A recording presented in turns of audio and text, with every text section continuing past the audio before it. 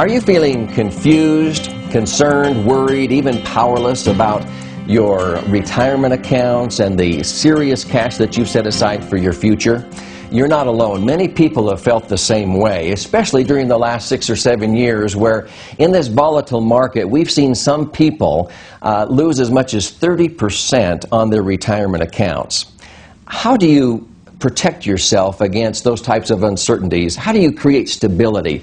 Will Rogers once said, people are more concerned about the return of their money than the return on their money. And I know many people wish they had the account value they had just a few years ago.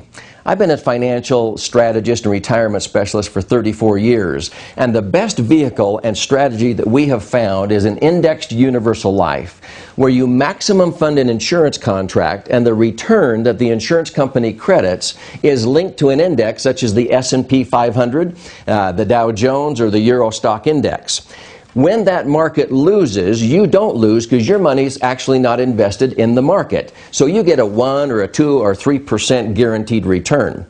If the market were to have a great year, you get to participate 100% up to a cap of maybe 12 or 15%. Now, I'm not a gambler, but if I were to go to Las Vegas and some casino told me I could play there all day and they'd cover my bets, and if I lost money, at the end of the day I would still walk out with 1 or 2% more than I walked in with, but whatever I made, I could keep 100% of it up to a cap of 12 or 15%. I think I might play in that casino. Well, that's what an indexed universal life can do for you. It takes out that uncertainty and protects you when the market goes down and lets you participate indirectly, because your money's not actually in the market, but the insurance company is crediting you whatever the index does. Let me give you an example.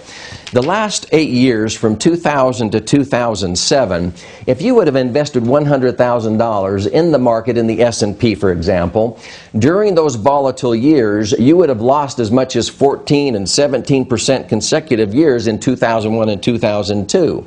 At the end of 2007, your account, even though it rebounded, would only be worth $111,000, or 1.54% average annual return.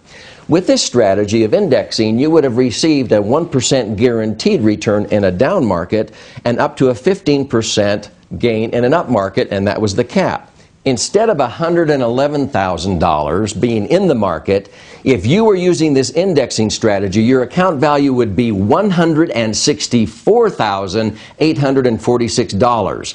That's $53,500 more in just 8 short years, or a 7.4% average annual return when most people were losing money.